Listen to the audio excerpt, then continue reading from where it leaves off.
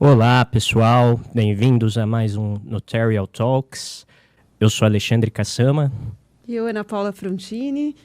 e hoje a gente está aqui para falar com uma pessoa que é uma sumidade, professor de Direito, mas mais do que isso, acho que é um grande comunicador. Ele que tem muito mais experiência do que a gente em fazer esse tipo de produto, de trabalho. Um grande conhecedor de mitologia grega. Acho que até um dos primeiros textos que eu li na graduação ainda era sobre direito, mas o texto inteiro só falava de mitologia. E com um grande desafio, talvez, né, que é não falar sobre direito com essa grande personalidade do direito.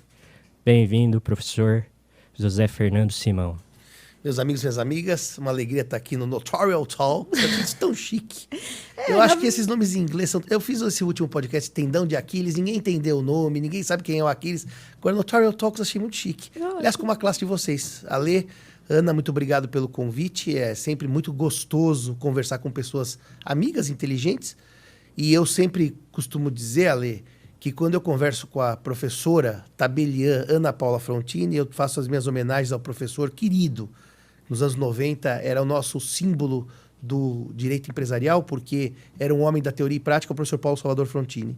A Ana me lembrou outro dia da atuação dele no Procon, e eu me lembro, nos anos 90, com muito assim, nostalgia daquele professor que estava sempre ao lado dos seus alunos, Ana. Então, uma alegria estar aqui com a filha do meu professor. Ana, muito obrigado e um abraço ao seu pai. Muito obrigada, professor. E é interessante, né, Alexandre, que a gente tem esse desafio hoje de um bate-papo não jurídico, mas o professor Simão, quando a gente fala o nome dele, claro que o senhor é um renomado civilista, mas a mensagem que vem é de muito afeto pelas pessoas que convivem com o senhor. Né? Então, essa relação afetuosa, esse carinho, na verdade, é uma lembrança maravilhosa, né? Ter o nome da gente referenciado dessa maneira, com tanto carinho. Então, queremos aí externar a honra de estar nesse bate-papo, professor Simão. Obrigado. E aí, para iniciar o nosso bate-papo, a gente queria ouvir um pouquinho da sua trajetória, como você veio parar em São Paulo, porque você nasceu numa cidade do interior do estado, né? Meu pai é do interior e minha mãe é da capital. Então eu tenho essa dualidade. Eu passei muito tempo da minha infância indo ao interior para ver a família paterna e sempre nasci e cresci aqui. Mas você sabe, Ana, que eu de coração sou muito interiorano? Porque a família do meu pai, quando veio do Líbano, o meu avô paterno, foi para essa pequena cidade chamada Itapuí, que é a cidade que é da família da Gisele Barros, nossa querida Gisele. Então, eu não saía de lá. Era o lugar onde eu passava férias, feriados, longas férias, porque lá tinha fazenda, eu sempre gostei muito de bicho. Então, eu tenho essa veia interiorana muito forte, mesmo. Eu me sinto 50% interior e 50% capital. Mas eu sempre morei aqui porque meu pai, curiosamente, outro dia eu disse isso, meu pai faleceu ano passado, o meu pai gostava menos da cidade dele do que eu. E as minhas irmãs. Então, ele mesmo tinha alguma reserva a voltar para o interior, salvo para a minha família. E eu, ao contrário, para mim aquilo era uma grande diversão. E eu tinha uma relação muito boa com os meus avós maternos e paternos, então o interior fez muito parte da minha vida. Tanto que, uma coisa que eu queria contar para vocês, já que é para falar do não jurídico, a minha vida inteira eu achei que eu fosse agrônomo. Ah, que interessante. Eu sempre falei, eu vou ser agrônomo. Mas um agrônomo errado, porque eu queria cuidar de bicho, eu devia ter pensado em ser veterinário. Sim. Mas a gente não tem muita dimensão aos 15 anos, o que é ser agrônomo, o que é ser veterinário. Então a vida inteira eu pensei em ser agrônomo, mas para cuidar de bicho. E a minha mãe, muito esperta, sabia que eu gostava muito de ler, falou assim para mim, bom filho, você quer ser agrônomo, então nós vamos fazer o seguinte. Nós vamos agora mandar você para o interior, para suas férias de verão e de inverno, e você vai ficar na fazenda cuidando do que você gosta. De bicho. De bicho. Afinal, você vai fazer isso pro resto da vida, é bom você começar já. E ela me mandou pro interior. E eu adorava ir pro interior, mas eu não entendia bem o que era ser agrônomo. Achava que ir pro interior era ficar lá. Pra você ter uma ideia, eu ajudava a pôr comida no coxo dos bois, com o cocheiro. Eu ajudava a castração, ajudava a tosa de carneiro. Eu era literalmente um peão. Gostava. E adorava bicho. E tinha galinheiro, tinha pato, tinha ganso, tinha marreco, até pavão eu tinha. E que eu nunca consegui reproduzir, depois eu conto por quê. Mas daí quando eu fiquei lá, eu descobri que aquilo era muito gostoso para junho, julho e janeiro. Mas que não era o que eu queria da vida. Porque no fundo, essa dualidade, o homem do campo e o homem da cidade, que no fundo o Essa brincou com a cidade e as serras, o Jacinto em Paris e o Jacinto em Tormes, No fundo é isso. É a simplicidade do campo, que é a Arcade, né? Fugere Urban, e a vida frenética da cidade grande. E, no fundo, quem lê a Cidade das Serras lê um pouco da minha própria vida, porque eu tinha uma vida frenética em São Paulo. Eu estudava na Lourenço Castanho, morava no Planalto, mas trânsito, confusão, batida de carro. Minha mãe batia o carro sistematicamente, 4 filhos. Então não tinha dia que não arranhava o carro, e aquela gritaria. E meu pai perguntou, onde você bateu o carro hoje? Todo mundo gritando, e os 4 rindo, os 4 brigando. E daí ia pro interior, daí não. Acordava às 6 da manhã, ia de charrete pra fazenda, acompanhava o leiteiro, olha que coisa bucólica. Que legal. Mas com 17 anos, 16, quando eu comecei a fazer isso, vamos dizer assim, como profissão, em preparação para agronomia, eu falei, não é isso que eu quero, não. Eu amo isso, tanto que até hoje meu hobby é isso, eu adoro bicho, adoro. Engraçado que a questão dos bichos se juntou ao direito civil, porque eu sou daqueles aristotélicos que adora a classificação dos bichos. Família, gênero, espécie. O que é muito direito civil, né? Que é conceituar e classificar. Então daí, minha mãe espertamente me mandou para lá. Quando eu vi que não era aquilo que eu queria, eu voltei para São Paulo e falei, ai mãe, ai pai, eu adoro a fazenda, mas não é o que eu quero. Sua mãe ficou feliz, né? Que bom, minha assim, missão deu certo. E o que você quer? Eu falei, não sei. Daí ela falou, meu pai era engenheiro e minha mãe professora de história. Fez história na PUC, meu pai fez engenharia em São Carlos. Daí minha mãe falou assim, olha, eu quando tinha a sua idade queria ser advogada. Meu pai disse que eu não podia, porque não era coisa para mulher. Então que eu tinha que ser professora. E eu fui fazer história na PUC, sempre querendo fazer direito. Por que você não tenta direito? Direito é assim, se você gostar, gostou. Se não gostar, tenta outra coisa. E daí foi incrível, porque eu sentei no banco da faculdade de Direito, na primeira aula eu fiquei apaixonado e falei, é isso que eu quero para minha vida. Na primeira aula, que foi a aula de Direito Romano, eu olhei e falei, é isso que eu quero. O Eduardo Marque. Ele deu a aula, eu falei assim, é isso que eu quero. Ele contou uma história muito interessante de direito romano, que era uma senhorinha que tinha doado a casa e não tinha reservado, e tinha reservado para si o usufruto, e daí os filhos resolveram vender a casa. Primeira aula, primeira coisa que eu vi na faculdade de Direito. E se os compradores podiam tirar a senhora da casa, já que eles tinham comprado a casa. Eu não sabia o que era usufruto, não sabia o que era registro, não sabia se podia ou não tirar. Falei, nossa, que coisa interessante. Ele falou, isso é o direito romano, que hoje é o direito civil. Sim. E a partir dessa história, Ale e Ana, eu realmente me apaixonei pelo direito. Mas eu fui pro direito na vírgula, porque se fosse no main core eu ia ser agrônomo.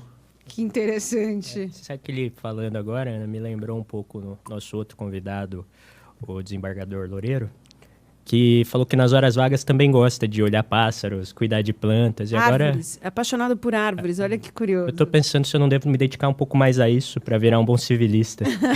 Posso te dizer uma coisa? Quando eu caminho no Ibirapuera, meu prazer é ficar vendo os patos.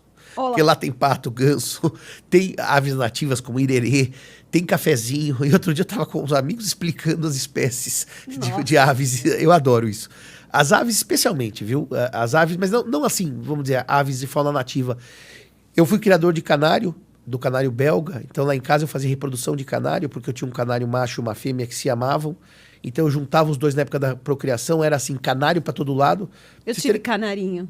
Eu dei, Ana, pra você ter uma ideia, acho que uns 40 canários. E como o macho era um bom cantor, os filhotes eram bons cantores, eu tinha fila de gente pedindo canário. Que lindo. Então, assim, a minha relação com os bichos, ela é muito, muito longeva. A ponto de, bom, já que é para contar sobre a vida pessoal, eu tinha um sonho muito grande de ver 2 bichos. Um que é óbvio, que é o urso panda. Porque, enfim, quem não quer ver um urso panda? Sim. É uma coisa assim. E eu tinha aquilo como quase objetivo de vida, ver um urso panda.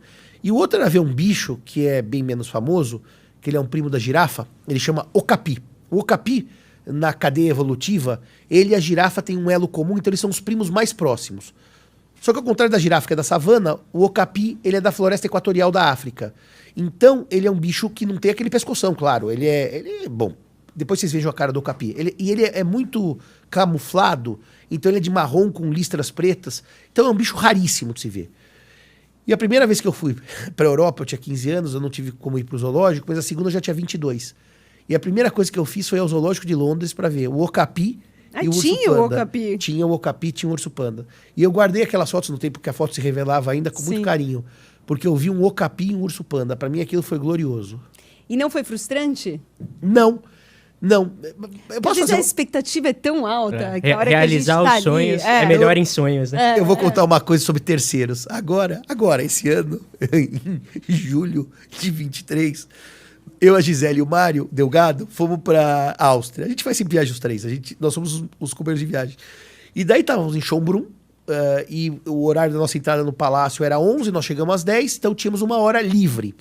E o Mário viu um zoológico. Falou, eu quero ir pro zoológico para ver um urso-panda que eu nunca vi. Quer dizer, o Mário realizou o sonho com mais de 50. Eu, pelo menos, fui com 22. Tá bom, Mário. Mas é uma hora um zoológico enorme. Não, mas nós viemos pro panda. Então, Ana, Lê, corremos para chegar no panda. É tudo para ver o panda.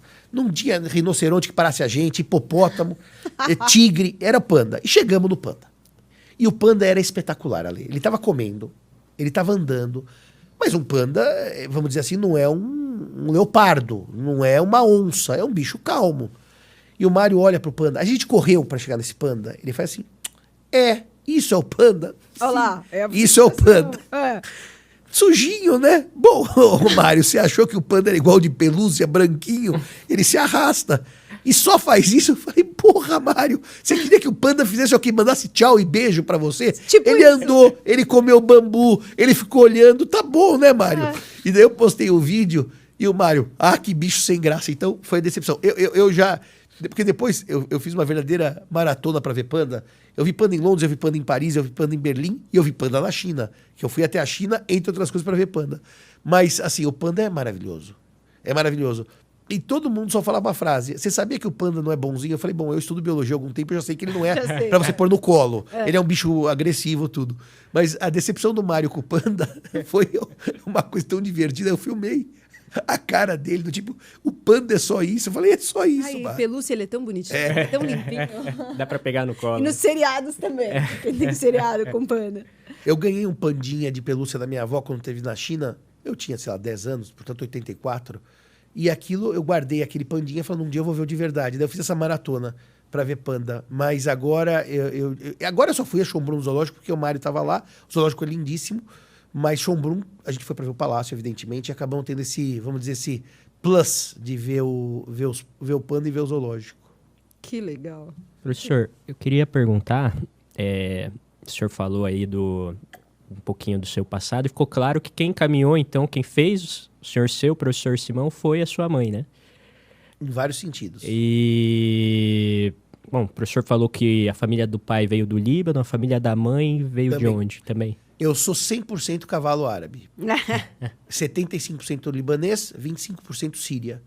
Porque o meu lado materno, a minha avó, mãe da minha mãe, era da Síria. De Homs. E o pai da minha mãe e os pais do meu pai, todos da mesma cidade do Líbano, chamada Hasbaia, que é sul do Líbano, que ficou muito tempo ocupada por Israel naquelas confusões do Oriente Médio, mas que foi devolvida para o Líbano já faz algum tempo, tanto que meus pais foram visitar a cidade dos nossos primos, que nós temos primos distantes lá. A Gisele Barros é grande amiga das primas do meu pai de primeiro grau, da Leila e da Sandra, que é esse lado do interior de São Paulo, Itapuí, que é esse lado que veio do Líbano, que é a nossa família libanesa. E a comida devia ser maravilhosa nessa casa. Olha, posso dizer para você, Ana, a gente come muito bem, viu? Aliás, esse meu lado menos esbelto, vamos chamar assim, mais fitness, se deve a muita manteiga no quibe, muita esfirra, muito arroz com lentilha, muita carne de carneiro, que o brasileiro não tem hábito de comer carne de carneiro. E nós lá na fazenda sempre tínhamos churrasco de carneiro. Linguiça de carneiro, maravilhoso. Linguiça de carneiro. Aliás, eu não vou fazer merchan não, porque eles não me pagam, mas tem um restaurante árabe aqui perto, que eu vou pelo menos uma vez por mês. Daí nós vamos junto comer comida árabe. E, portanto, a gente sempre cultuou na comida a tradição libanesa. Os meus 4 avós falavam libanês ou árabe fluentemente. E, portanto, quando se reuniam, eles só falavam em árabe. Eu não entendia nada. O único que falava da geração de baixo era meu pai. Nem minha mãe fala, nem meus tios. E, portanto, a gente perdeu isso. Eu lembro que meu avô libanês falava um português muito mal. E a gente sempre tentava falar algumas coisinhas em árabe com ele. Então, me esforçava mesmo. Daí ele falava assim pra mim, eu entendo tudo que você fala, mas tá tudo errado. Quer dizer, um grande estímulo para que eu continuasse falando, né? Sim. Tudo errado. E ele era um homem muito simples, em certo sentido, porque trabalhou no comércio a vida inteira, então ele era alfabetizado em árabe, mas nunca se alfabetizou em português. O português dele era um português muito simples. Mas como trabalhou no balcão, né, Ali? Conseguia falar tudo, vendia tudo. E depois, eu acho incrível. E simpáticos, né? Eu acho que Não, eu acho incrível, as pessoas saindo do Líbano, com a mão na frente e outra atrás. Ele veio com 15 anos. A minha bisavó e a avó da Leila e da Sandra, essas amigas da Gisele, vieram juntos, porque o irmão mais velho já estava no Brasil, que veio aqui, mandou carta e falou, pode vir que dá para ficar. Os caras vêm num navio, saem de Turim, na Itália, ficam lá 2, 3 meses no navio, comendo figo, azeitona, era o que eles tinham. Chegam aqui sem falar nada, vão para um lugar. Hoje a gente com o GPS se perde na Alemanha, fica desesperado. É com o verdade. GPS. Esses caras iam pro interior, no lombo do burro, no que tinha, numa jardineira. Chegavam lá sem falar o idioma, aprendiam, compravam e ficavam ricos. Rico não é de rico dono de Itaú.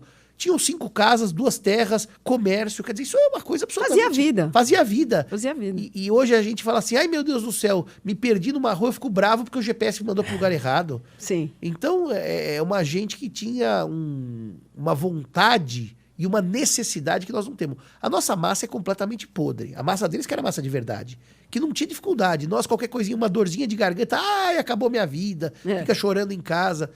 Eles não tinham como se dar esse luxo, né? Sim. Então, era gente, por exemplo, minha avó... Minha avó falava que não tinha tempo para ficar deprimida. É. Eu não tenho tempo. Também, minha avó do comércio, curtume.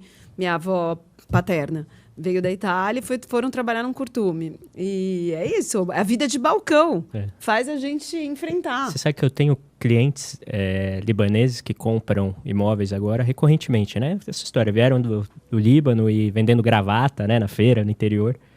E hoje, assim, tem grandes confecções.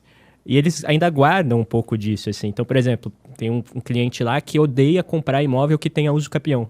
Porque na cabeça dele não vale a mesma coisa. Porque ele pensa que teve alguma invasão, porque o que vale é você pagar com o dinheiro. Teve esforço. Então, Mas é engraçado porque a minha avó, a mãe do meu pai, que nasceu em São Paulo, filha de libaneses, foi pro interior para casar com meu avô. Ela dizia que sempre o sonho dela foi estudar. Ela queria ter estudado. E ela não pôde, porque imagine, mulher dos anos... essa minha avó nasceu em 19. Imagine, nos anos 40, que seria a época dela estudar, não era casar, ter filho e não me enche a paciência. Exatamente. E ela foi uma mulher incrível, porque como ela nunca pôde estudar, ela nunca perdeu a curiosidade por estudar. Então o que ela fazia? Ela lia.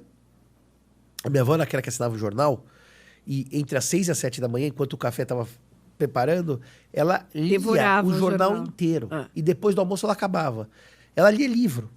E a minha avó é uma mulher muito à frente do seu tempo, eu gosto muito de citá-la, porque como ela foi para o interior muito jovem e casou, e a sogra libanesa muito dura, e ela tinha problemas com a sogra seríssimos, ela só tinha 2 opções, desistir de tudo, o que não tinha na época, porque ninguém divorciava, ou ficar com o meu avô. E no final ela fez o meu avô, engraçado, ela pegou meu avô e transformou meu avô, que era um homem muito, eu diria, muito bom coração, mas muito facilmente enganável, por um...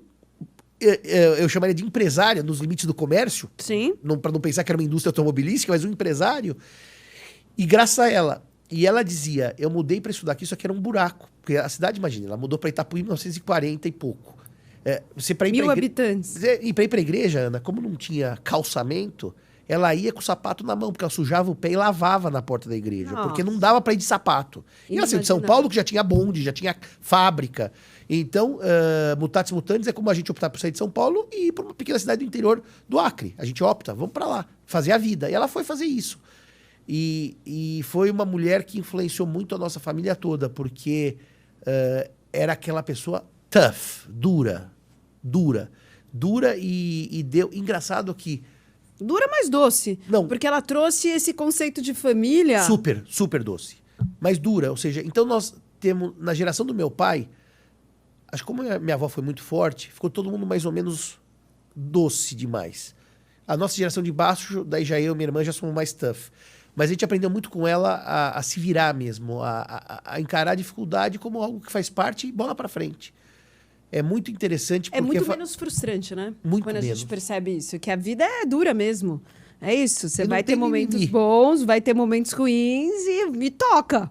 E você sabe que eu acho muito interessante porque você de origem italiana, nós de origem libanesa, você sabe que as famílias mais próximas são as italianas e as libanesas no jeito de ser. É incrível. Sim, é incrível. Quando eu convivo com as famílias libanesas... Snúbar e Pinoli. É isso mesmo. Não, e quando eu convivo com as famílias italianas, parece que eu tô nas libanesas. Fala alto, grita, todo mundo fala junto, ninguém ouve ninguém. Quem é de fora acha que aquilo é uma briga e aquilo é um momento de confraternização. Há amor naquele E eu discurso nunca vi italiano todo. que comesse pouco também. Eu nunca vi italiano que não tivesse prazer na cozinha. Sim. Eu nunca vi italiano que não gostasse de... Por exemplo, depois um tio casou com uma descendente de italianos E a mãe dessa minha tia ia para a cozinha, fazia massa. E é interessante que a culinária, para o sírio-libanês e para o italiano, ela é um momento de convívio. Então, por exemplo, minha avó adorava fazer as coisas com a gente na cozinha. Sim. Não era assim, vamos para lá que eu vou cozinhar. É todo mundo junto. E era aquele momento que a gente aproveitava para fazer fofoca, para falar mal da vida alheia, para dar risada, para brigar de vez em quando. Porque ela reclamava muito quando a gente não fazia as coisas direito na cozinha. Então, as famílias árabes, mas eu não conheço todo mundo árabe, mas as sírio-libanesas e as italianas têm isso. A família é um valor muito presente. É mesmo. E muito norteador do que a gente é, né? É um rumo, né? A gente sabe o rumo que quer seguir. É isso. Que vai seguir. Exatamente isso. Mas a família da mãe era da Síria, é isso? Assim, a minha avó era filha de sírios que casou com um filho de libaneses. Portanto, eu tenho 25% sírio, que é Homs, e 75% libanês, que é o sul do Líbano, que é Hasbaia, que é o sul do Líbano. Mas, no fundo, Ale, aqui no Brasil, hoje a Síria e o Líbano são muito diferentes, né? Hoje a Síria é muito muçulmana. O Líbano, quando fez aquele acordo dos 3 governos sucessivos, de acordo com a religião, deu uma... vamos chamar de uma ocidentalizada no governo, e a Síria é muito muçulmana, mas como há uma questão estrutural, as famílias muçulmanas têm mais filhos que as famílias cristãs, então o Líbano hoje também tem maioria, em termos populacional, também maioria muçulmana. Isso é uma questão de organização familiar. Os cristãos são, em certo sentido, mais ocidentalizados, com menos filhos, e as famílias muçulmanas têm mais filhos. Então há uma questão populacional de diferença em número de filhos. Mas eles se dão melhores no Brasil, né? Ah, sim. Sim. Porque isso é uma coisa curiosa, né? Assim, no final, assim, o professor é árabe, mas é um claro brasileiro, né? Onde tem uma família síria, libanesa. O Brasil, ele é um país que ele dá algumas qualidades, e qualidades eu vou chamar de características, então não é tudo positivo. Que é muito interessante, porque quando você viaja para o exterior e você olha pessoas na Europa, você fala assim, esses são brasileiros. Você não precisa ouvir a voz. É o jeito, é o jeito. É o jeito. O brasileiro tem um jeito muito próprio, que é essa mistura, que não é só do europeu português com o nativo e com o africano. É muito mais que isso, porque as imigrações do século XIX, da Europa, do Líbano, da Síria, do Japão, elas viraram um caldo cultural que o Brasil ficou muito interessante. Muito mais interessante que a mistura, por exemplo, da América do Norte. Do estadunidense. Que é uma mistura também, mas não é uma mistura como a nossa. A nossa mistura é muito mais interessante. A nossa mistura tem bossa. Tem bossa. É isso. A gente tem verdade. A gente tem tolerância. Sim. A gente convive com o outro com um respeito bastante digno. É muito interessante ser brasileiro. É muito interessante ser brasileiro. Professor, outra questão que já na primeira fala ficou claro foi como marcou a aula do professor Mark, né? Isso. Que assim, é uma sumidade, né? Todo mundo que fez São Francisco tem o Mark com muito carinho. E eu lembro que, curiosamente, na minha primeira aula, foi o oposto. Foi uma aula de ED. Depois se tornou até minha matéria favorita no primeiro ano. E ED, sua matéria favorita, fora. A entrevista está cancelada. 20 minutos. Mas eu tive essa impressão. A primeira aula terminou, eu olhei pro lado e falei, acho que era aula trote, né? Eu pensei, não foi aula trote, não. Mas assim, quem foram os professores que marcaram? E não necessariamente só na faculdade, professor. Só vou fazer um flashback. Como minha mãe é professora de história, e a minha falecida tia do interior era professora de colégio, e colégio do interior é assim, né? Uma fileira primeiro ano, uma fileira segundo ano, uma fileira terceiro ano, uma fileira quarto ano. Eu ia pra fazenda e eu ia pra escola com a minha tia. Então eu tinha 10, 12 anos.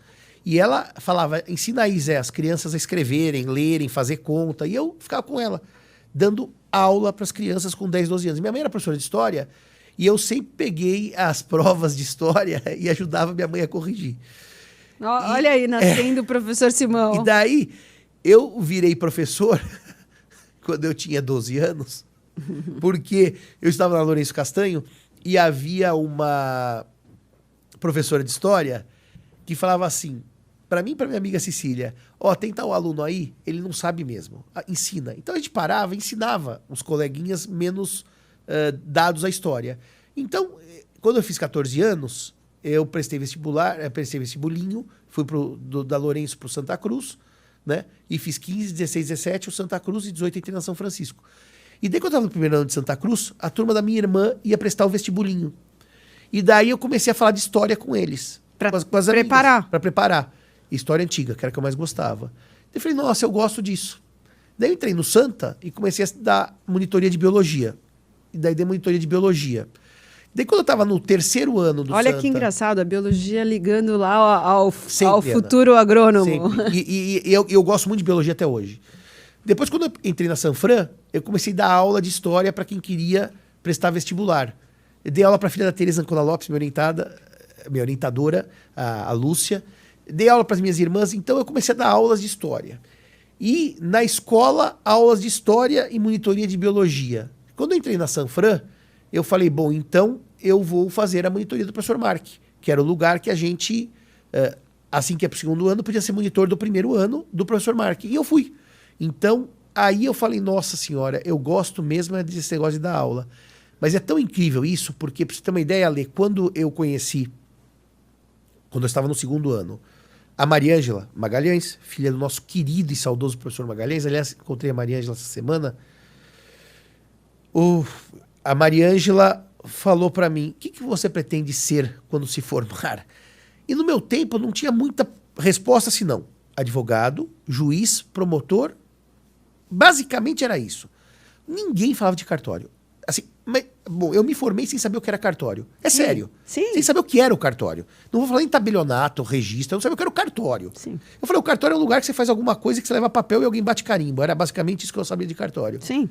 Então, a Maria Ângela falou assim, eu quero ser chegar ao quê? Eu falei assim, eu quero ser professor de Direito da Faculdade do Largo de São Francisco. Ela olhou para mim e falou assim, nossa, no 2º ano você já quer ser professor? Tem que trabalhar muito, estudar muito. Eu falei assim, mas eu serei professor da faculdade. E eu passei...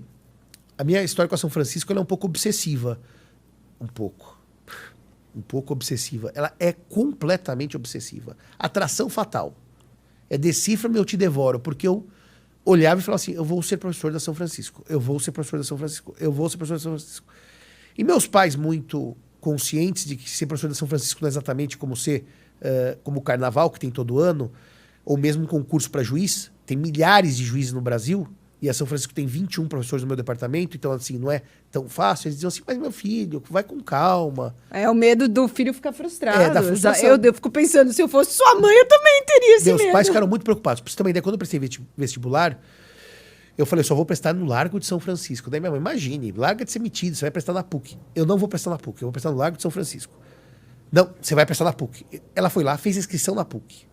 Preencheu a inscrição, pagou a inscrição. Eu falei, eu não vou até a PUC, eu vou te levar na PUC. Ela me levava, Ana. Me esperava na porta, porque eu falei, se eu sair do vestibular da PUC, se não estiver aqui, eu não volto para casa. Eu vou ficar em qualquer lugar, porque eu não quero esse vestibular. Bom, daí prestei. A São Francisco saiu uma semana depois da PUC o resultado. E ela falou, agora vamos cortar o seu cabelo que você passou na PUC. Eu falei, nem a pau, me ferrando. Eu não vou estudar nessa PUC de jeito nenhum, eu vou fazer Largo de São Francisco. Então, assim, eu conto, quando eu fui fazer a matrícula na Sanfran, eu entrei e vi aqueles vitrais. Eu olhei e falei assim, nossa, eu fiquei hipnotizado. O Dom Pedro, sabe? Independência ou Morte. Aqueles vitrais são do Conrad, da Casa Conrad, que fez os vitrais do Mercadão.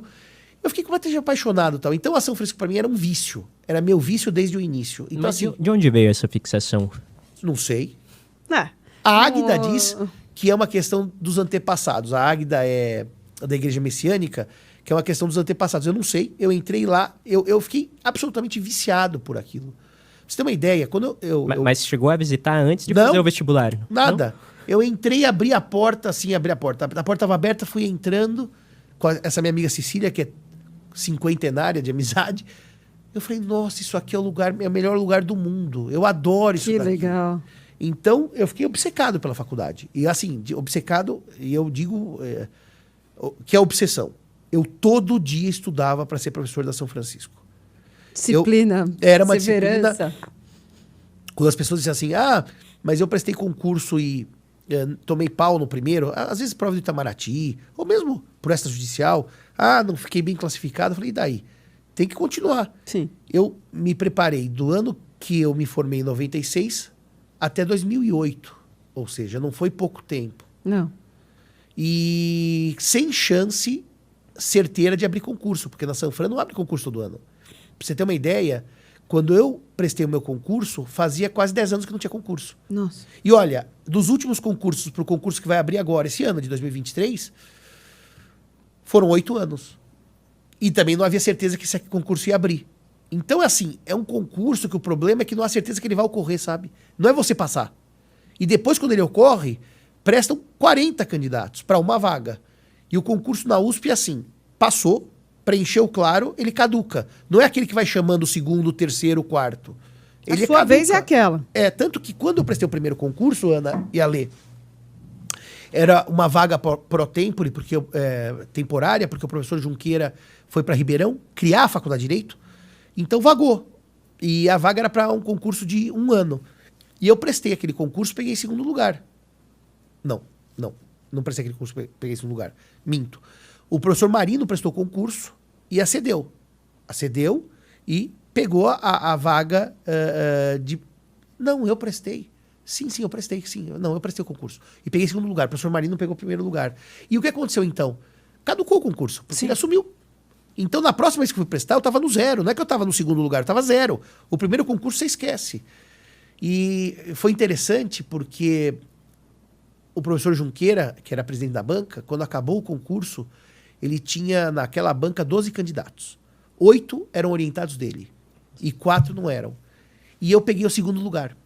E foi muito impressionante porque na hora eu empatei o segundo lugar com um orientado do professor Junqueira, que é até um professor falecido muito querido, que é o Luciano Penteado. Rindo minhas homenagens ao Luciano. E nós empatamos em segundo lugar. E o critério de desempate na USP é a coisa mais absurda. É assim, já que eles empataram em tudo, para quem você desempata? Tipo escola de samba, não tem critério objetivo. Então você fala assim, eu desempato para esse, eu desempato para aquele. Ah, não tem critério? Nenhum. É eu desempato para. E não justifica, não motiva. E aí, o professor Nelson Manrich falou desempato para o candidato José Fernando Simão. O Heleno Torres eu desempato para o candidato José Fernando Simão. E o Junqueira desempatou para o orientado dele, que era o Luciano. Então eu peguei o segundo lugar no concurso. Mas para mostrar que depois de todo aquele esforço, aquilo não valia nada. Porque no próximo concurso começava do 0. Sim. E então... resiliência. Tem que ter muita resiliência. E assim, o próximo veio depois de quanto tempo, professor? O próximo veio... Esse aí foi em setembro, o outro veio em março. Foram 6 meses. Só que daí esse segundo concurso que eu prestei já era definitivo, não era temporário. E era uma vaga só? Eram 2. E eu prestei, eu tive 4 indicações, o professor Morato teve 5. Ele ficou na minha frente. E daí eu acedi, então, a vaga para professor que a gente chama de definitivo, que não é temporário, que você entra no estatutário. E daí você não precisa prestar mais concurso e fica com a vaga. Mas foi engraçado que quando terminou o primeiro concurso, esse que eu peguei em segundo lugar, o Tartucci ficou muito nervoso. Ele falava, mas Simão, foi injusto, você foi melhor ou pior. Eu falei, mas Tartucci, isso é irrelevante. O que importa é que eu fiz um concurso e ouvi da boca do professor Junqueira, você fez um excelente concurso. Não desista. O que é uma coisa assim, o professor Junqueira era como a Mona Lisa, você nunca interpretava o sorriso dele. Não havia elogio, não havia crítica, só havia aquele sorriso. E quando ele falou isso pra mim, eu realmente tomei um susto, porque o Junqueira elogiar alguém e daí eu prestei o segundo concurso. Mas olha, eu vou dizer pra vocês, a época de prestar concurso pra mim foi trágica. Por quê? Trágica mesmo. Eu tinha uma insegurança sobre tudo, eu achava que eu não sabia nada, Sim. eu achava que eu era a pessoa mais idiota do mundo. Um dia eu estava indo dar aula no FMB de concurso sobre obrigação solidária, que é o tema que eu mais gosto da aula até hoje. Aliás, se você quiser suspender o podcast, eu falo de obrigação solidária agora, e uma aula inteira, sem abrir o celular, do começo ao fim, com os artigos e texto.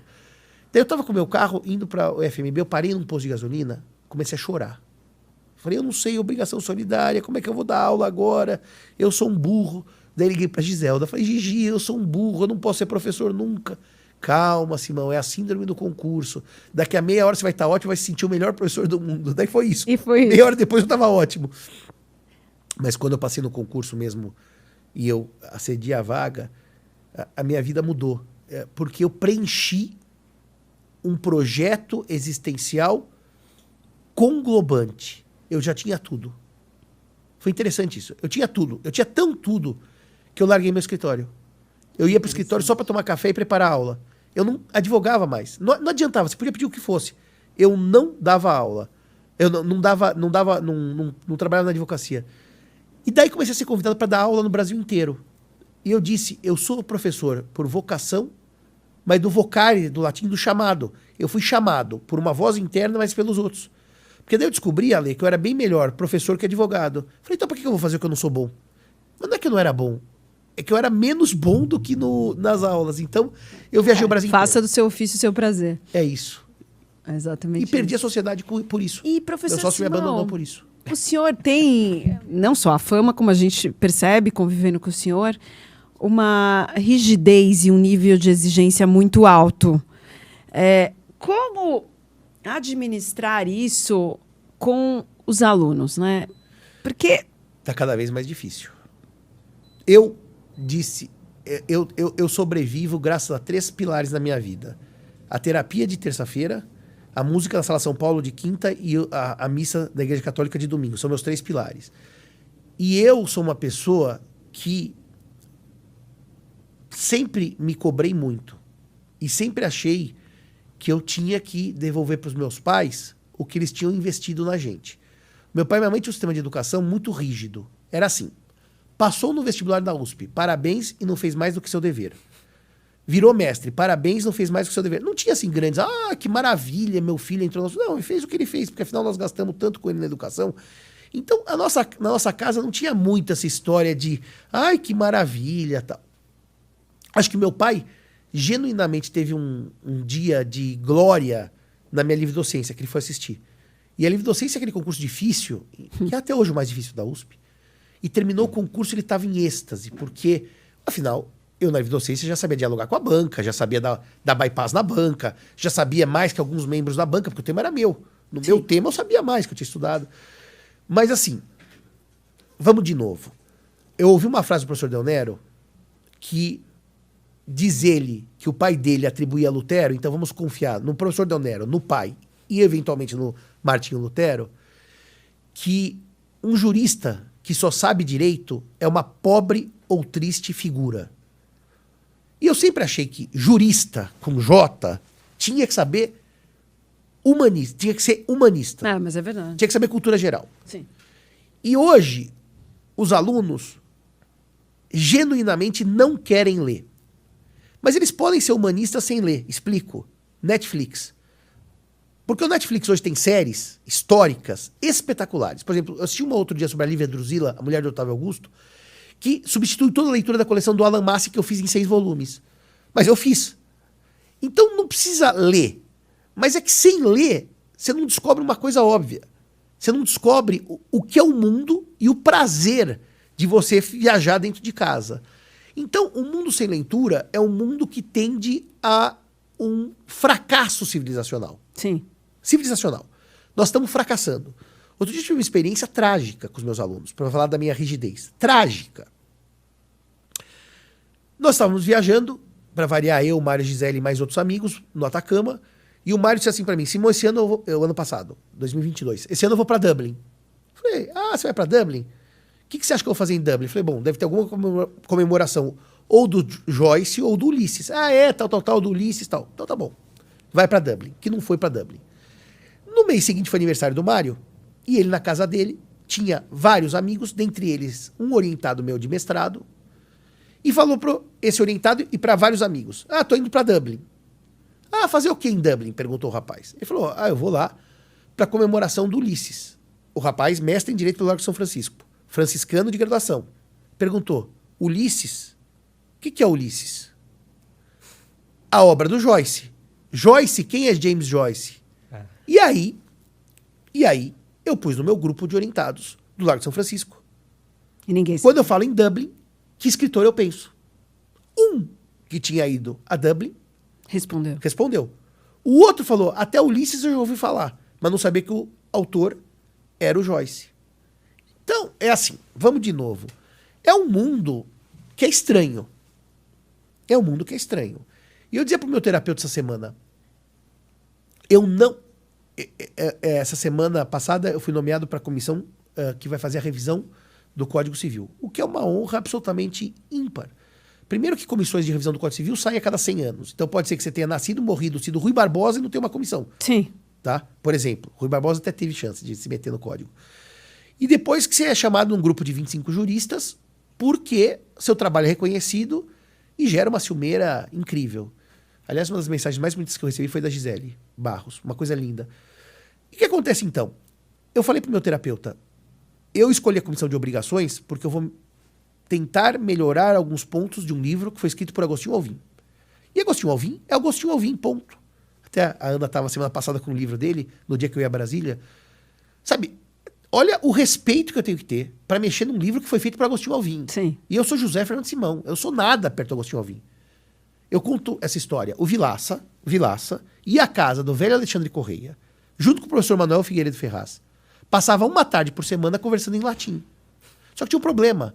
As palavras em português que vieram do árabe não tinham em latim. Então eles inventaram uma gramática de palavras não latinas em latim para poder usá-las nas conversas, como café, por exemplo, que não existe em latim. Então, quer dizer... Nossa Senhora. Nossa Senhora. É Nossa Senhora, Jesus Cristo, Maria, José, e acabou. Sim. Então não dá pra gente disfarçar. A gente não tem a massa dessa gente. A gente não tem a cultura geral dessa gente. A gente não tem a leitura sistêmica dessa gente. Mas como bem disse o Bunazar, se melhor tá você que vai fazer uma coisa boa do que por um pior que você. Então, assim, é uma escolha entre o que nós temos para hoje. Agora, eu basicamente quero largar a aula de pós-graduação do mestrado e doutorado, porque eu não consigo dialogar quase com os alunos. Os alunos têm 2 vícios. Eles são prepotentes e muito prepotentes. Só esses 2 vícios. E eles não dialogam. Eles vêm lá para me dar aula. Então, eu já não quero mais... E esses que não sabem que é James Joyce. Que não sabem que houve um autor chamado James Joyce. E eles querem me dar aula. Então é assim, Ana. O nível dos alunos, não diria que piorou, porque piorar é o termo errado. Ele muda. O esquema muda. Nós mudamos, os mais novos... E eles têm muitas coisas que são melhores que a gente. Por exemplo, localizar informação. Por exemplo, digerir informação, pesquisa... Mas como é uma informação mastigada e rápida, eles não têm humanismo. Eles não são humanistas. Então, por exemplo, eu comecei a estudar o podcast Noites Gregas. Porque foi assim, a pandemia foi um grande transformador na minha vida. Com a pandemia, eu descobri que eu queria ter uma vida diferente da que eu vinha levando. Pra você ter uma ideia, Lê, antes da pandemia, eu viajava de avião e de volta, portanto, 3 trechos, 6 viagens de avião, para 3 viagens por semana, às vezes. Nossa! Eu cheguei a ter uma síndrome de pânico de Congonhas. Chegou um certo ano, sério, que eu não conseguia passar a porta de Congonhas. Eu imagino. Então, quando veio a pandemia, eu falei, quer saber? Por que eu tô viajando tanto? E daí, Sêneca, né? Você vai e os problemas vão junto. Tá na carta dele pro Lucílio. Então, eu falei, quer saber de uma coisa? Eu vou parar de viajar. Decisão tomada. Tomada e efetivada. Mas o que eu vou fazer da vida? Bom, daí que eu fiz durante a pandemia, eu escrevi um texto, porque eu comecei a receber textos sobre o contrato em tempo de pandemia, e eram textos evidentemente muito mal escritos e equivocados, sobre um tema que era muito complicado, que era a revisão do contrato. Então um dia eu só dava aulas na Sanfran online, 2 manhãs, e o resto eu tinha livre, porque o escritório parou. Foi a única vez na minha vida que eu tive 45 dias de férias.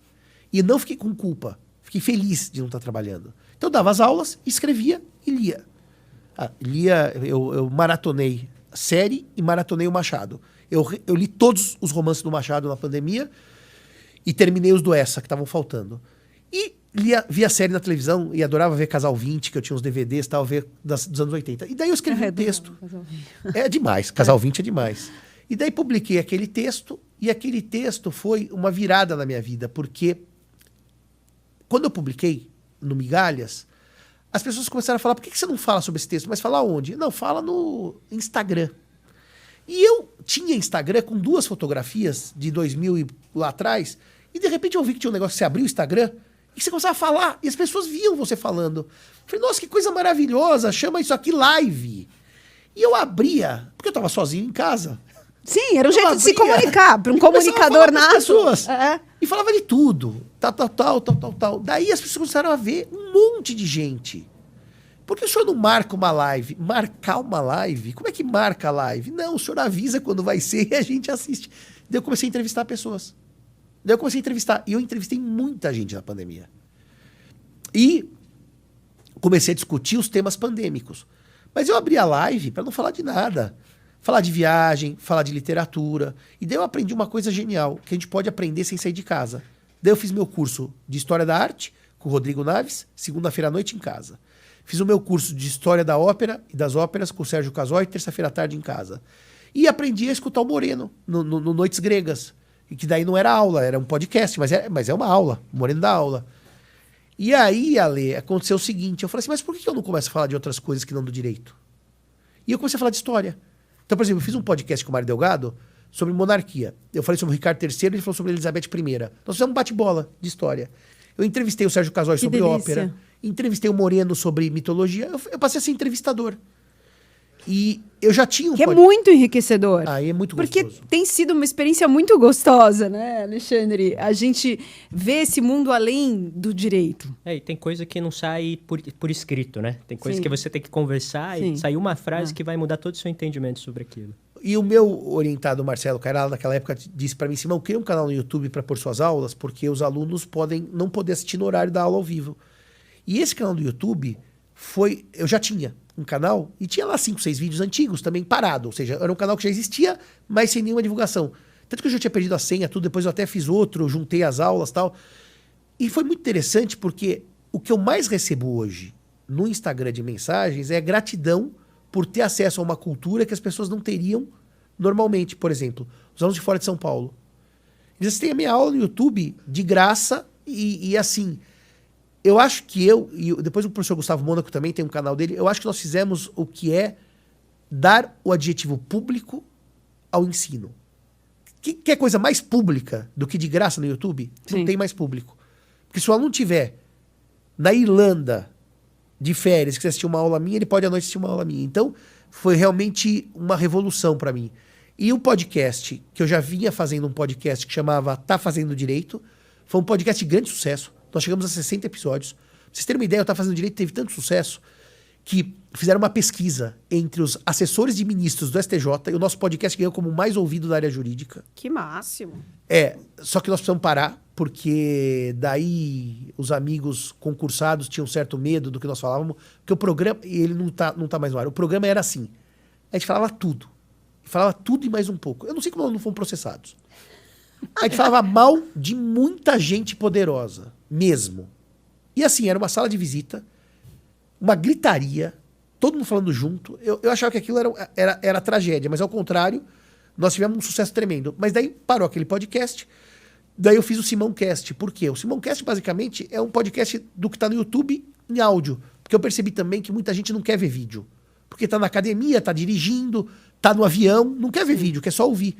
Então, daí eu fiz o Simão Cast e hoje eu tenho quase 30 mil seguidores no Instagram, 7 mil no YouTube, 25 mil no Twitter, que eu uso bem menos, porque o Twitter eu usava mais no tempo de cursinho.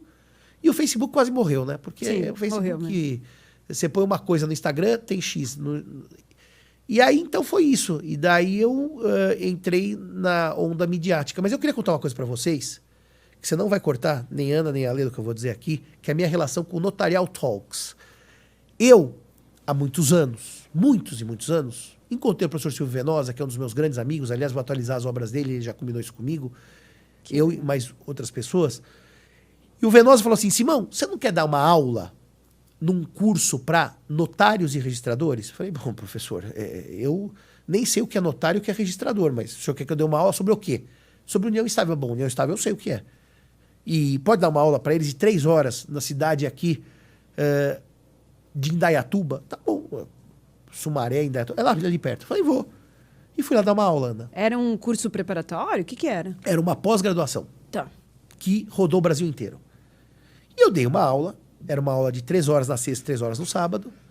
E eles me fizeram perguntas que eu, evidentemente, não sabia responder. Da área deles. E eu comecei a tomar nota das perguntas. E eu tenho boa didática, graças a Deus. No segundo curso que me chamaram, porque eu fiz sucesso no primeiro, eu preparei para responder o que eles tinham me perguntado no primeiro.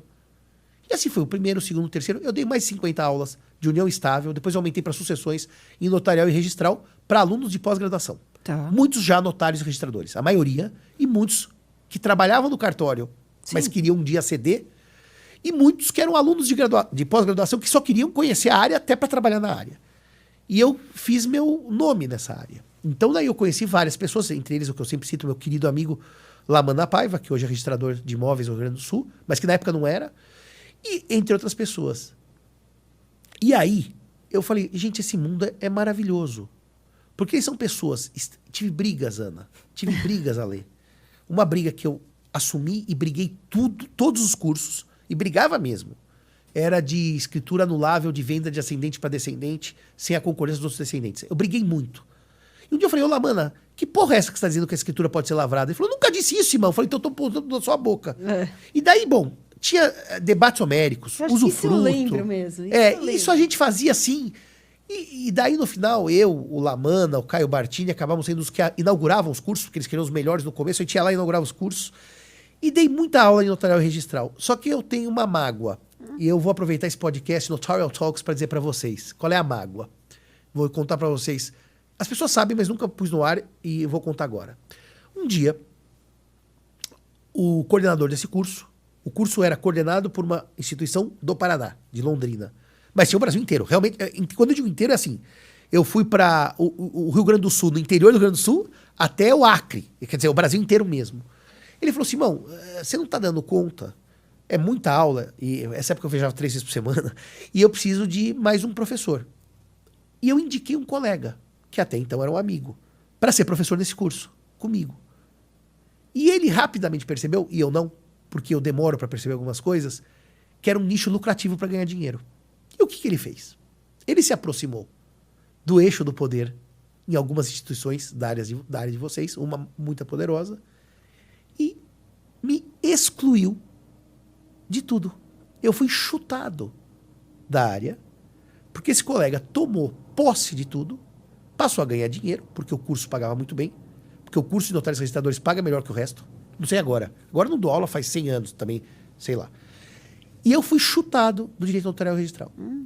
Chutado, mas chutado por acordo dele com o gestor dessa associação, vamos chamar assim. E eu, Ana e Ale, fiquei muito triste, porque eu levei a pessoa era meu amigo. Depois ele tentou me chutar do Damásio, mas daí já não deu certo, porque daí já tinha mais. E eu fiquei muitos anos afastado por tristeza. Então agora, regressar à área notarial, no projeto que nós temos de montar um curso para notários, é para mim uma conquista, porque aquilo era muito triste, porque primeiro que eu gostava, segundo que eu tinha público, e terceiro que eu fui tirado de uma maneira muito realmente grosseira, maldosa. E no final essa pessoa se deu muito mal na vida. Depois, quando acabou o programa, eu conto quem é e conto o que aconteceu com ela, porque eu não vou falar isso no ar, claro. Mas assim, para mim, quando a gente almoçou, eu, você, a Gisele, o Blasco, e conversamos de montar um projeto de educação na área, evidentemente que depois, enfim, essa pessoa saiu de tudo, ela hoje sumiu, e eu continuei minha vida em BDFAM, em BD Conte, Largo São Francisco, Comissão Revisor do Código Civil, tudo. Mas eu estou muito feliz com a ideia de retomar um projeto educacional na área de extrajudicial. Por isso que eu fiquei muito contente. Nós que estamos super felizes, professor Simão, de verdade, genuinamente, muito felizes e honrados. Lamento essa experiência anterior, muito. Lamento muito. Mas passou, viu, Ana? Não, eu sei, mas duro ter essa mágoa, né? São mágoas na vida que a gente poderia ser poupado, né? Apesar de dizermos que a vida é dura, tem certas durezas que poderiam ser dispensadas. Você contou aquela listinha do seu pai? Sim. É da minha listinha, mas tudo bem. Eu falei que o meu pai tem algumas pessoas que na vida foram muito duras com ele. E esses daí eu falo pra ele às vezes, pai, esquece, né? 87 anos, releva. Deixa pra lá. Esse eu não quero relevar. Esse tá anotado, porque esse eu quero lembrar. Enfim, do ser humano. Né? É isso. Meu avô era siciliano, né? Então, assim, a gente brinca na família, não mexe com a máfia. Porque o sangue é quente mesmo. Mas é uma honra estar desenvolvendo esse projeto. Essa é a verdade, uma honra mesmo. Eu acho que vai ser um divisor de águas, porque as ideias que nós tivemos na última reunião, que nós não vamos contar ainda, o formato e a forma didática de conversar, acho que vai ser bem, bem interessante. Acho que nós vamos deixar uma marca na educação e na educação para a área de vocês, para o extrajudicial, né? Professor Simão, sabe que essa história do Instagram, e aí eu vi uns reels seus de viagem. E aí, você tem esse talento também, para falar sobre viagens, é verdade, é sobre outro prisma, onde vai nos lugares e qual é o lado cultural do lugar. É muito legal. A gente brinca que é muito raro um professor de uma faculdade de Direito, específico até da São Francisco, ter capacidade de se comunicar. Né? Então, assim, é uma grande sorte para todo mundo que pode ser seu aluno, professor. E, assim, agora eu não estou nem falando da São Francisco, né? Porque eu, por exemplo, eu ouvi todo o SimãoCast. E é maravilhoso, porque realmente é isso, né? Você está no trânsito, você está indo esperar pegar o filho na escola, e você vai aprendendo de uma forma muito, muito... Leve, né? Leve e... Assim, acho que até tem a paixão da biologia por trás, né? Ele consegue fazer uma taxonomia, uma sistematização que faz sentido. Né? Isso que é muito difícil. Mas isso foi a liberdade da pandemia. Porque, por exemplo, eu sempre gostei de história, sempre gostei de viajar, e viajo muito, mas eu nunca juntei as coisas. Mas com a pandemia, eu falei, por que eu não posso falar de história quando eu estiver viajando? E sabe, Ana, e sabe, Ale, que isso deu muito certo, porque, enfim, eu gosto, eu conheço alguma coisa, e acaba sendo uma forma da gente ter um certo projeto para a velhice. Porque na velhice... a gente tem que pensar em outras coisas para continuar, mas não necessariamente como a gente está. Sim. Então, viajar dando aula é um enorme prazer. Agora eu estive na Itália com o Moreno, fui lá para Sicília, terra dos seus antepassados. Aliás, um dos lugares que eu não imaginava... Eu sabia por fotos e vídeos que ia gostar, mas assim, depois você chega lá, é um upgrade. Não é que você gosta, você fica extasiado com a Sicília. Eu diria que é quase uma hipnose. Você cometeu uma heresia. Depois de ir para a Grécia, tem que ir para Sicília, porque não dá para inverter, porque a Grécia é o berço. Mas eu fiquei mais extasiado com a Sicília do que com a Grécia. Mais. Porque a Grécia, claro, tem o Párteno e tal, mas a Sicília você vai para Agrigento ou você vai para Selinunte, os templos de Selinunte são incríveis, mas tudo bem. Mas eu quero dizer para vocês de qualquer jeito o seguinte, essa ideia de você falar um pouco de história, agora eu estive na Itália e fui à Galeria Borghese, que eu nunca conseguia, compramos ingresso e fomos, com uma guia, porque não consegui ingresso, Ana, fomos com a guia. E daí fomos andando com a guia, e a guia falando, basicamente das estátuas do Bernini e alguns quadros do Caravaggio. Mas daí ela perguntava, por exemplo, ela mostrou uma estátua. Eu acho que isso que é incrível no conhecimento. Isso é incrível no conhecimento. Era uma mulher deitada, nua, e que aparecia só a parte de trás, portanto não aparecia a parte da frente. E ela estava encostada numa parede. O que eu achei muito estranho, porque uma estátua daquela beleza, encostada numa parede, normalmente ela fica ao meio para se ver a estátua completa. Mas não, ela estava encostada numa parede. E daí a senhora chegou, começou a falar, e essa mulher, mas essa mulher tem um detalhe. Alguém sabe dizer? Eu falei, é o hermafrodita. Ela olhou para mim e falou assim, como é que o senhor sabe? Porque é exatamente igual a estátua que está no Louvre. E ela falou assim, e ela está encostada porque os burgueses não queriam mostrar o pênis do hermafrodita. Sim. Então, para quem vê, é uma mulher. Você não consegue enxergar que é um homem. Quer dizer, que é um hermafrodita. Então, assim, é um prazer enorme você tá ouvindo uma pessoa... Bom, você tem uma ideia, no final, eu e o Marcelo demos tanto palpite com relação à história que ela chegou uma hora e falou assim, bom, esse quadro aqui, é Velázquez. Certamente os Brazilians, que éramos eu e ele, já foram ao Museu do Prado e viram lá, já fomos. Então, assim, é muito legal você ouvir de um guia de museu, você já podia ser guia, tal, porque mostra que a gente está estudando certo, com técnica. Também, né? E é muito gostoso, Meu projeto agora é reunir alguns amigos em breve e fazer algumas excursões para museus. Para a gente fazer um pouco de estudo do caso nos museus. É uma ideia que eu tenho. E, por exemplo, o Museu do Louvre. Tem gente que fala assim, eu adoro a obra do Rubens. Eu adoro o Rubens, tá bom. Você sabe que no Louvre tem uma sala inteira, só de Rubens, pintando a história da Ana da Áustria? Ninguém sabe, porque fica numa ala que não tem a Vitória de Samotrácia, que não tem a Mona Lisa. Então são coisas pequenas que você vai conhecendo, né? O Claude Lorrain, por exemplo, que é um pintor maravilhoso francês, tem a sala só disso. Então, assim, eu acho que dá pra gente, com essa verve de professor, ter um projeto para velhice de viajar com amigos e dar aula em museu, por exemplo. Sim. Por exemplo. Porque o direito, ele vai... A paixão pelo direito nunca muda. Mas o direito vai esgotando a gente. Sim. O direito acadêmico vai esgotando a gente. Não só o acadêmico. Eu acho que o dia a dia é difícil. É difícil. E talvez eu voltasse à sua pergunta da rigidez. Eu não consigo mais ter, na pós-graduação, essa interlocução como eu tinha, mas, curiosamente, na graduação da São Francisco, eu ando muito feliz. Primeira turma que eu dei aula, eu cheguei para 4, 5 alunos ao final, falei, olha, semana que vem, a partir de agora, começa o último mês de aula. Eu queria que vocês preparassem seminários de 15 minutos sobre temas jurídicos para dar para seus próprios colegas. Eles olharam para mim e falaram, Vocês escolhem, vão no meu escritório, dão aula para mim e dão para os colegas. E naquele dia, inclusive, eu consegui professores, porque eu vi e falei, você tem talento. Eu formei em germe professores dando aula para os próprios colegas. Esse ano passado, estava eu dando aula para o primeiro ano, segundo semestre. Segundo ano, primeiro semestre, obrigações. Segundo ano. O aluno tem 19 anos, que eu vou contar a história. Ele perguntou para mim assim, professor, o que é eu não entendi bem essa aula de supresso rex. Eu falei, não se preocupe, Lucas. Semestre que vem nós vamos dar com detalhes. Aqui é só uma pincelada. Mas é o seguinte, eu vou fazer uma proposta para você. Meu escritório é em frente a Sanfran, como vocês sabem. Vai lá no meu escritório, fala com o meu estagiário e pede para ele 2 livros, Judite e Menezes Cordeiro. E leia esses 2 livros sobre suprécio. Toma notas, que eu quero fazer um desafio para você. Que no semestre que vem, quando eu for dar aula sobre suprécio, você vai dar aula para mim. Ele aceitou? Ele aceitou, foi ao meu escritório, tomou nota, discutiu 2, 3 vezes comigo, bem sucintamente, assistiu minhas aulas no YouTube e chegou esse mês e falou assim, professor, o projeto da aula está de petar e você tem que vir preparado toda a aula, porque eu não sei que horas que eu vou te dar suprécio, você tem que estar pronto. A hora que eu entrar, você vai... Daí chegou e falou, olha, Lucas, provavelmente vai ser na aula que vem, amanhã, que eu vou falar de suprécio, então você vai falar. Esse rapaz preparou um PowerPoint, ali. Deu uma aula de 25 minutos sobre suprécio. Espetacular. Ah, que delícia. Então, assim, essa missão de formação, tanto que eu falei para ele a frase que eu ouvi da Odete Medawar. Quando eu estava no 3º ano, eu dei um seminário sobre a lei de licitações. Ela fez assim para mim, Odete. Você. Eu sentava na primeira fileira, claro, né? Você vai dar aula vai fazer o seminário de licitações semana que vem da lei tal. Mas o que a senhora quer? Se prepara. A Odete não era muito fácil, não. Me preparei. Dei o seminário 50 minutos. Nossa. No 3º ano para minha própria turma.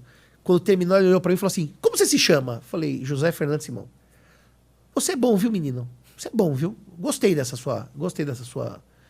Já tem vaga comigo no mestrado. Tá garantido. Eu falei, professor Odete, é que eu sou civilista. Larga isso daí, vem pro administrativo. Mas sabe o que eu acho que eu precisava contar uma coisa para vocês? A primeira aula que eu dei na Sanfran. Eu tinha 18 anos. Eu era aluno e estava em Direito Romano com o professor Alexandre Correia, tendo aula sobre família romana. E eu sentei na primeira fileira, que eu sempre tomava nota, e o Alexandre Correia tinha uma dicção às vezes difícil. E eu olhei para uma colega, que é a juíza do trabalho, a Renata, falei assim, Rê, o que ele falou agora? Para tomar nota, não era bate-papo do tipo fofoca. Ele me viu, ele gritou, você, levante-se. Eu me levantei, 18 anos, mês de outubro, na São Francisco, eu tinha acabado de entrar, calouro, levante-se. Eu levantei. Suba aqui. Eu falei, o que esse homem vai fazer comigo? Daí eu subi e fiquei do lado do Alexandre Correia. O senhor aí, já que ficou falando durante a minha aula, agora é o seguinte, quem vai dar aula é o senhor prossiga. E eu já tinha estudado antes. Daí eu falei, o professor Alexandre Correia está falando sobre as formas de parentesco do direito romano, a adrogácio, a subrogácio, é isso, a subrogácio é aquilo. Eu falei por uns 3, 4 minutos, que para mim parecia uma eternidade. Eu imagino. E todos os alunos me olhando com uma cara de susto, o que está acontecendo aqui? Como é que um aluno levanta e começa a falar de direito romano? Daí o Alexandre Correia falou, tá bom, chega.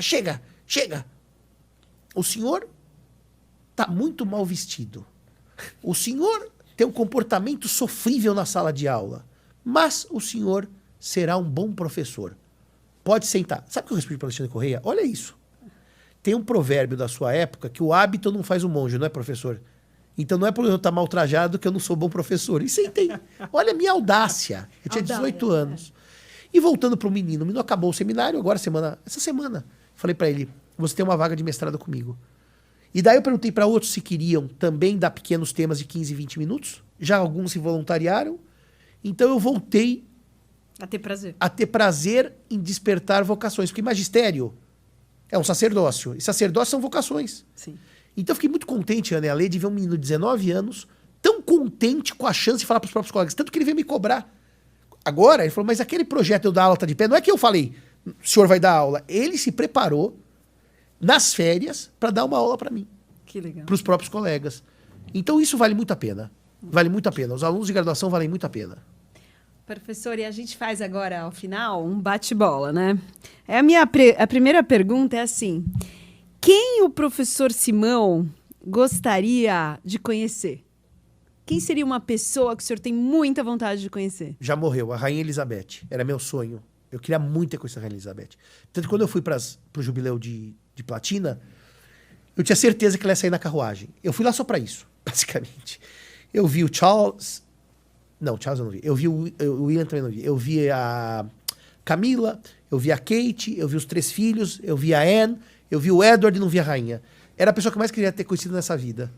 Mas se eu fosse pensar numa personalidade histórica, eu gostaria muito de ter conhecido Júlio César. Porque eu acho que foi um homem que foi fantástico, à frente do seu tempo. Professor, só um entre parênteses, nessa viagem que o professor fez para ver a Rainha Elizabeth, o professor alugou um lugar para ver, ela não saiu, aí virou um Coronation Case, aí que veio os textos da pandemia? Infelizmente, não, primeiro que o jubileu foi depois da pandemia, mas infelizmente não tinha o trajeto que o Eduardo VII teria feito em 1901, na coroação, que mudou de 9 de julho, que mudou de junho para 9 de agosto, passava por varanda, não passa mais. Agora não tem mais varanda, porque eles saem do Buckingham e vão direto para Westminster, então não deu para ver varanda, mas se tivesse também não teria visto a rainha, porque a rainha só ficou na sacada. E Júlio César eu gostaria de ter conhecido. Agora, das pessoas assim, é engraçado dizer isso. Por exemplo, quando eu vi o podcast do Moreno, eu falei, eu queria conhecer o Moreno, conheci, hoje é meu amigo. Eu queria conhecer o Sérgio Casoy, conheci, hoje é meu amigo. Não tem grandes pessoas que eu gostaria de conhecer. Eu mando e-mail, eu mando WhatsApp, converso. As pessoas costumam responder, viu? Que legal, que ótimo. Eu queria ter conhecido, talvez, na área jurídica, melhor. Eu só encontrei uma vez o professor Silvio Rodrigues. Eu queria ter conversado mais com o Silvio Rodrigues, queria ter ouvido mais o Silvio Rodrigues. Só conversei num aspecto de advocacia. Mas que engraçado, você vê, as pessoas que eu gostaria de ter conhecido morreram. Que tá vivo, eu acho que eu conheço todo mundo que eu gosto. Que bom! Mas isso é uma grande sorte, né? E também demonstra muito que o professor tem muitas portas abertas, Sim. né? Porque... Bom relacionamento, com certeza. Professor, eu queria te perguntar sobre um livro, mas antes de perguntar sobre um livro, eu guardei esse Drops podcast inteiro. O professor sabe qual que é a relação da Divina Comédia com o notariado? Não tenho ideia. Ah, que bom. Então, guardei certo, porque quando a gente foi lá no escritório do professor, uma das vezes, tinha lá uma imagem do Dante, acho que até a mais famosa dele. E eu tinha acabado de ouvir isso num podcast, que o preceptor do Dante, Brunetto Latini, era um notário. Ah, é? E era diplomata. E na época ele teve que ir para a Espanha, que enfim, lá nas guerras de Veneza, ele tinha que convencer o próximo imperador a mudar de lado. E o próximo imperador seria da monarquia espanhola. E lá ele tomou contato, supostamente, com uma obra árabe em que Maomé desce ao inferno. Ah, que legal. Nossa! E aí ele voltou depois, foi professor do Declarcim, né? Não tem nada comprovado, mas seria muita coincidência, e às vezes acontece, que a obra do Dante saísse justamente numa época em que essa obra do Maomé circulava pela Península Ibérica. Olha, você sabe uma coisa que é muito legal? O Da Vinci talvez não tivesse sido Da Vinci se o pai tivesse aceito ele no notariado, porque o pai do Da Vinci era notário. Era notário e um notário famoso. E vamos dizer, notariado lucrativo. Só que o pai dele tinha casado pela segunda vez, tinha alguns problemas com ele e meio que expulsou. Mas a grande mágoa dele, do Da Vinci, é nunca ter trabalhado com o pai no notariado. Não sabia. Mas isso está o Walter Isaac, no livro dele, aquela Bíblia do Da Vinci, fala isso. E ele nunca teve chance. O pai empregou os filhos do segundo casamento e mandou ele embora.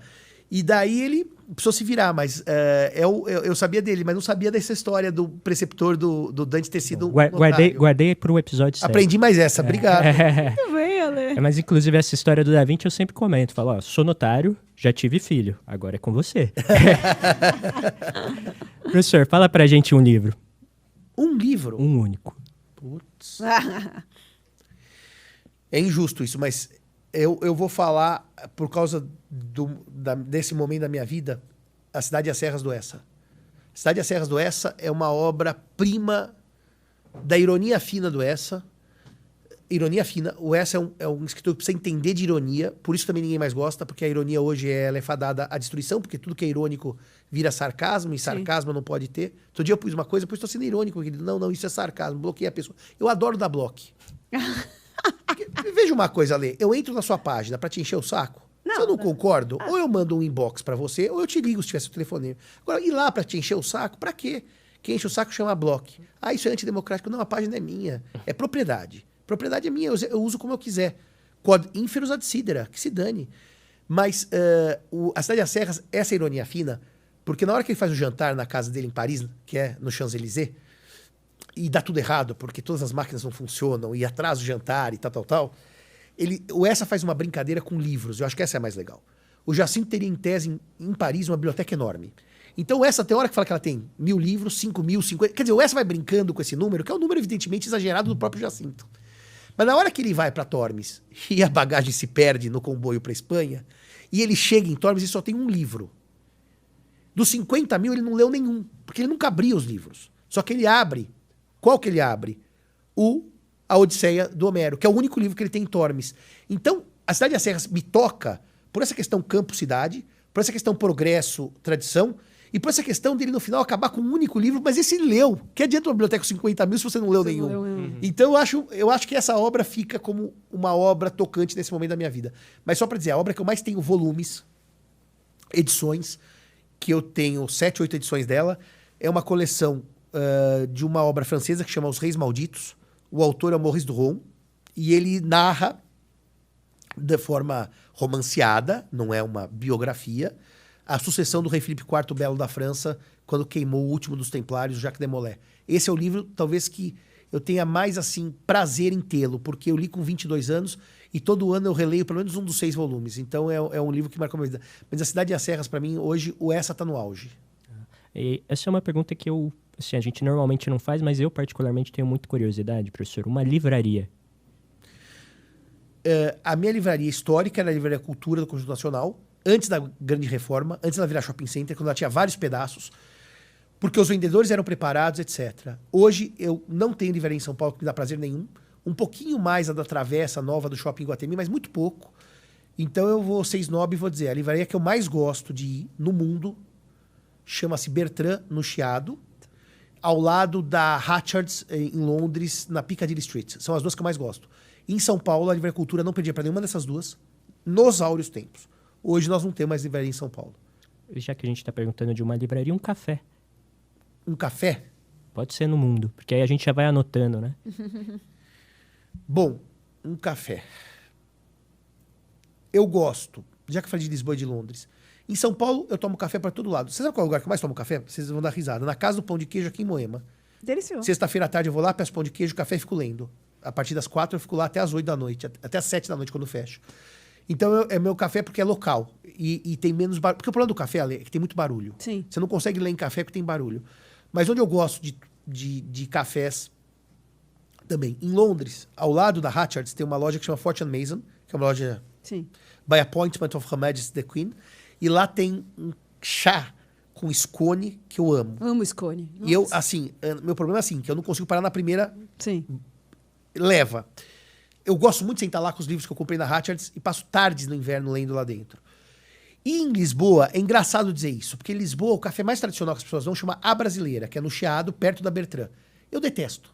Eu detesto porque nos tempos que não ia muito brasileiro, e eu comecei a frequentar Lisboa antes disso, a gente era muito maltratado. Então agora que tá na moda, eu não vou de ódio daquele café. Mas tem um café, Ale, eu vou te dizer uma coisa, que fica do lado da Bertrand, na Rua Anchieta, que chama Café House. É um café austríaco. É um café austríaco. E tem a melhor torta de framboesa com amêndoa do universo. Melhor que as da Áustria. Então é lá que eu paro às tardes, peço o meu café, peço a minha água das pedras, peço a minha torta e fico lendo. São os 2 lugares que eu mais gosto de ler. Dentro da Fortune Mason e dentro do Café House, que tem umas mesas na rua, agora que tá verão. Delicioso. Setembro tá verão, delicioso. Mas para mim, Ale, tendo café preto. E você sabe qual é o pior café do mundo? O italiano. Eu não gosto. Porque para mim vem uma borra de café no fundo. E eu sei que muita gente adora, e eu respeito. Eu gosto do café cheio. Sabe aquele café cheio? Como minha avó fazia o café árabe, que vinha até a boca. Que o café italiano é shot. É shot. É shot. Não Tem que gostar. tem que não gostar. é meu gosto. Eu corto, não gosto. E daí eu falo, lungo, per favor. É isso. Ou doppio espresso. Né? É isso. Mas, é isso. É um shot. Agora, eu acho que o Brasil também tem bons cafés. Aqueles cafés dos jardins são cafés muito bons. Tem um até que eu esqueci, que fica naquele prédio, Ana e Alê, onde abriu o Tatini, em frente à Livraria Cultura. Perseu. Eu ia falar Polífemo, olha isso, que é outro lado da Livraria mito. Cultura. Eu gosto muito. É calmo, é sossegado. Quando eu tô na Paulista, eu paro lá tomar café. Ai, tem uma torta lá maravilhosa de amêndoa. Todos os Maravilhosa. É muito boa. Professor, e uma saudade? Dos que já foram, né? Eu tenho muitas saudades dos meus avós, meu pai que morreu. E eu tive um problema porque as minhas 3 perdas foram exatamente em 1 ano e meio. Eu perdi o Zeno em 21, que era meu pai acadêmico. Perdi meu pai biológico, socioafetivo e querido em 2022 e o Magalhães. Eu tenho muitas saudades do Magalhães, viu, Ana? Eu tava pensando nisso. Falei, nossa, eu vou fazer um podcast com a Ana Frontini e o professor Magalhães não tá aí para eu contar. Porque a tendência era já ligar para ele e falar, professor, eu vou fazer um podcast com a Ana. Quando eu contei que eu tinha estado no seu cartório, a Gabriela, filha dele, falou assim, nossa, mas meu pai adorava. Não, eu sei que... Ela me falou isso, que eu mandei a mensagem e ela respondeu, muito amorosa. O Magalhães era meu colega de viagens. A gente ia para a Europa, o Magalhães brinca que ele era sócio do meu apartamento em Lisboa, porque ele tinha a chave. E assim, Simão, para onde nós vamos esse ano? Madrid, vamos, Simão. Para onde nós vamos? Para Roma, para Milão. Eu e Magalhães rodamos a Europa, depois que ele ficou viúvo da tia Isabela. E o Zeno é o Zeno, né? O Zeno agora, semana passada que eu fui a Brasília, a comissão, eu tava com a minha gravata do Zeno, que ele me deu, porque quando o Zeno morreu, a filha me deu 2 gravatas. Mas eu não quis usar aquela, eu quis usar que o Zeno me deu. Tanto que falaram, alguém pôs na internet, o senhor é legatário? Não, eu sou donatário, porque ele tirou, me entregou e eu peguei.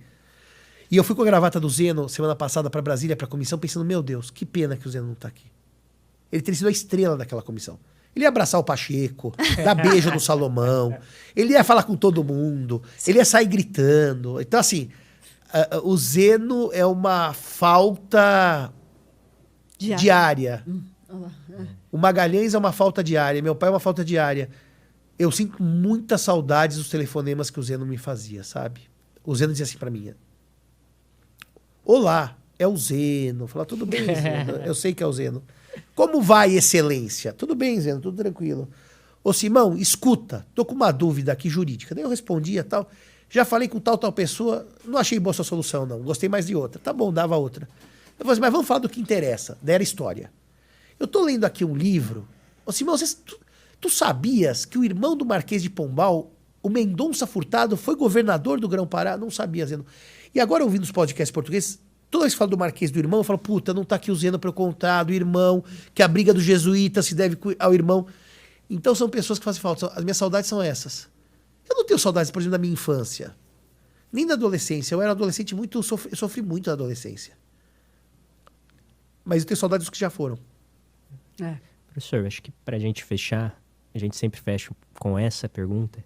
Um conselho para os notários, para os futuros juristas, futuros professores.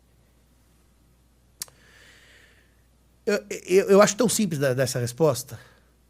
Estudo e seriedade. As duas coisas estão longe de ocorrer hoje em dia. Estudo e seriedade. Não transigir com a ética, nunca, e estudar sempre. Eu tenho um determinado tabelião, que eu também não vou citar aqui, que é famoso, que eu falei pra Ana, eu não converso com ele em aula, eu não converso com ele em podcast, não adianta. Você fala assim, tem que ter ele, eu não tô no projeto.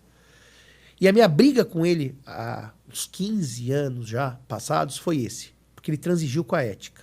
E numa coisa que até podia se dizer, não, é possível que fizesse. Não é uma coisa assim, ilícita, imoral, criminosa. Não. Mas ele sabia que não podia fazer. E fez porque quem pediu para ele era advogado de uma construtora que trazia escrituras para ele. E eu sabia disso. Se tivesse feito porque acreditava, eu até teria passado por cima. Mas eu percebi que ele transigiu com a ética por causa de cliente. E isso eu não tolero. Eu sou intolerante com quem transige com a ética. Mas intolerante mesmo, de romper e de quebrar o pau. Tanto que eu tive algumas questões com algumas pessoas na minha vida que eu voltei atrás porque não era questão ética, era questão pontual. Mas quando há uma questão ética, nesse caso, e ele sabe que eu rompi com ele, ele nem lembra mais, faz 15 anos, é um sujeito hiper famoso, mas eu não falo com ele. Assim, se você estiver almoçando com ele e me apresentar, eu dou a mão por educação e eu não sento à mesa com ele, porque transigiu com a ética.